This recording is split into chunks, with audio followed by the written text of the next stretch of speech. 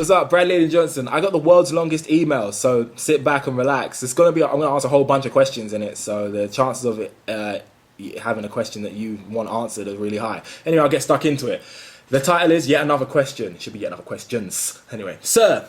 It goes without saying that the badge method works for you, but will it work for me? I'm leaning towards the answer, yes, it will work for me. I'm confident in you and what you teach, so thank you for making all these brilliant videos. You are more than welcome, sir. To sum up your fitness this year so far, I started out at 175 pounds around Christmas. In 2 weeks I was down to 171 pounds. Then the third week I was at 173 pounds. I don't quite understand this. I've been eating with macros in mind, but my weight went up. I'm thinking there is water retention in my waist, or my waist has just not been disposed properly. Sorry. Moving on, in the summary, I was eating some macros and then I cut them down and redid the numbers to be slightly lower macros. Is that normal for weight to go up?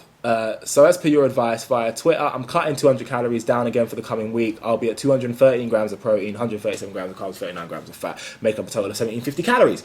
Here are some questions before I move on to working out questions. Okay, before I get into these, I'm just going to say, when you start working out, as this person did, started working out for the first time, went from being a fat, lazy slob to someone that trains and calculates their calories and eats right, your weight is not the most accurate thing to follow. Now, if you've been working out for a long time and not really seeing any results and following other people's methods, and then you found my YouTube channel and you're like, okay, let me look at your stuff, and then you start working out my weight, your weight will be a slightly better indicator because you've already been working out. But when you start working out, your body goes crazy trying to adapt to what you're doing. It will lose this masses of fat in the first couple of weeks that it has because they're easy to get rid of because it's been dying to lose them because you have so many, and it will immediately start building masses of muscle to adjust to the fact that you're now saying, instead of just sitting around and playing Xbox, it has to do this and this and this and this and tricep kickbacks and stuff, and all that stuff. It will have to build a lot of muscle very quickly.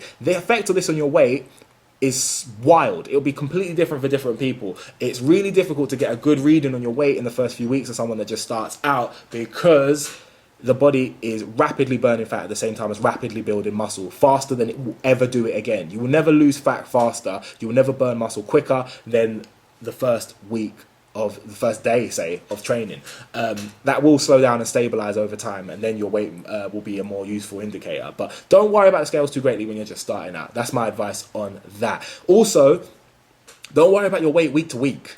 Like, weight is only useful as a starting point, indication 1 week later of where you're going, and another week to confirm. If you start off at 175 pounds and then you go down to 172 pounds and then you go back up to 173 pounds, you didn't go up. It's just a general curve downwards. Like, don't worry about it week by week, because the body's way too complicated an engine for you to be able to take 1 week's measurements on one point in time and know for a certain fact all of that weight is the identical same type of weight as the week before. It might be that, you know, your bladder has a little bit of extra urine in it and you haven't quite got rid of that. It could be a million and one things, stomach, how much food is in the stomach. There's so many variables. It's only useful to take weight over a course of time for a general curve. You can't take the measurement as being 100% precise. Anyway, let's get into the question. Saturated fat, is it that bad? Trans fat, is it that bad?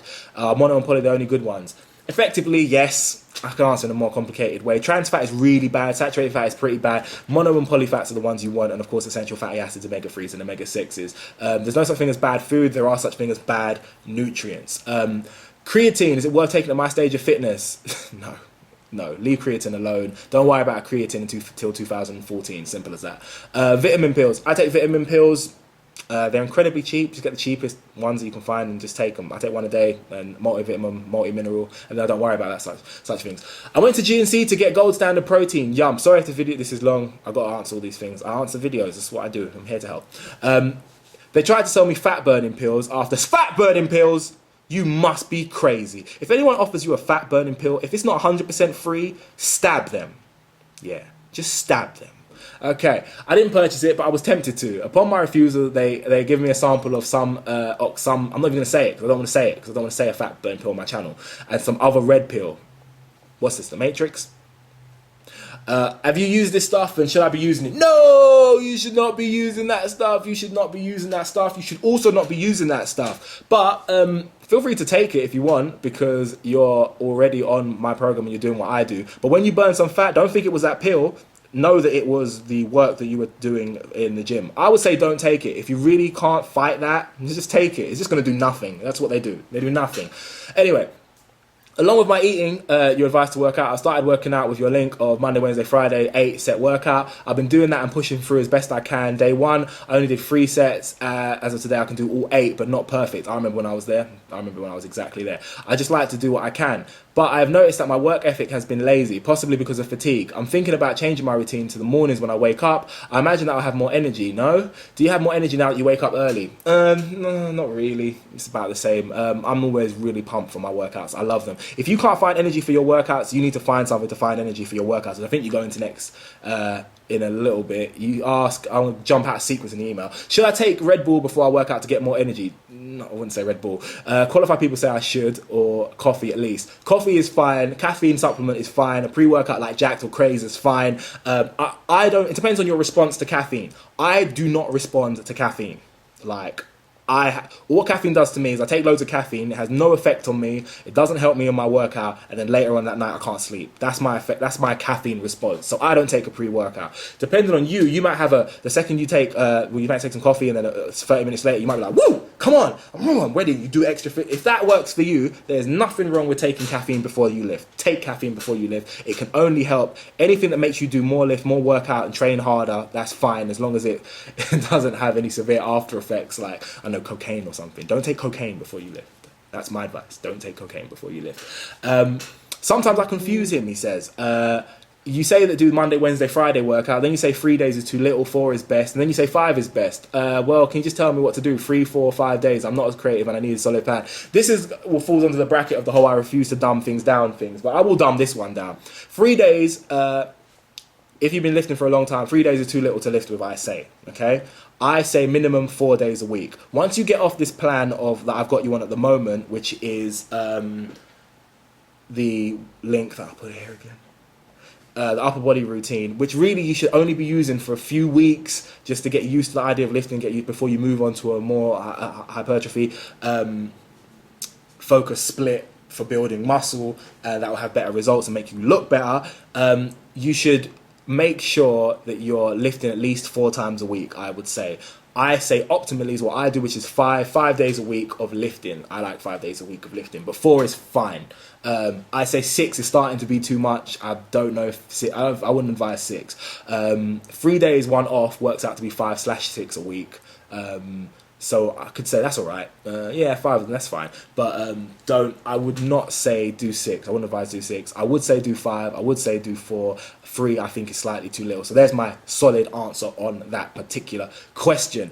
Another question. What happens if I miss a meal and I don't hit my macros? First of all, don't do that. Pre-plan, plan ahead, and plan some more so you don't miss your meals. That's the whole point. The whole badge method is about pre-preparation and planning and organization. You're not supposed to let anything affect your diet. You are completely in control of your life. You should know your job. You should know your techniques. You should build up contingency plans and ways to work around not eating and always eat. There's everywhere in the world there's somewhere to eat. There's microwaves, there's shakes, there's a million and one ways to go around not eating and making sure that you get your nutrients. Don't let your diet be affected by anything like working late or not being able to have a full meal or whatever. Just ignore all that stuff. Pre-plan and plan ahead. But let's say something terrible happens, some catastrophe, and you can't. It says, if I eat too little food, or not on purpose, but because in New York City, this is where it's from, I hardly get time to eat well if I'm running around. Should I make up for the calories and macros I didn't consume on the previous day and the next day? No, there's nothing you could do. Once a day has happened, your fat loss for that day has been cemented. You can't make up for it the next day. It's not how it works. The body works in 24-hour cycles. It works through the sleep cycle. You can't make up for what happened on the previous day the next day. Once that day has happened, that day is done. It's in the past. Move on from it. You can't try and catch up. I'm so sick of my 20% body fat. I want it gone now. Any advice on being patient and sticking to the plan even though I gained 2 pounds? You didn't gain 2 pounds. It's a fluctuation in weight. Check your weight again the week after. I'm sure it will tell you another reading. You can't go week to week with this weight thing. If you look at my weight loss, my weight loss would be like, I would lose 2 pounds, then the next week I would lose half a pound, and the week after that I would gain half a pound, and the week after that I would lose 1.5 pounds, and the week after that I would lose a pound, the week after that I would gain 0.25 pounds, and the week after that I would lose 1.5 pounds. It goes like this. General curve downwards. In fact, we do it. General curve downwards. Don't go week to week. Don't be put off by your weight. It's only a slight indication of how you're doing. Keep your head up. Keep training. You're doing great. You're training. You're getting stronger. Try and pay attention to all the things I said in this video. It's gone a bit long now, but hey, it's your fault for asking so many questions. And thanks for answering all my questions. Thanks for being qualified. What do you do for a living? And not qualified. What I do for a living, Bradley@johnson@gmail.com. Hopefully this has been some help to you. Like the video, like my Facebook, follow me on Twitter and Instagram, and of course subscribe. Peace!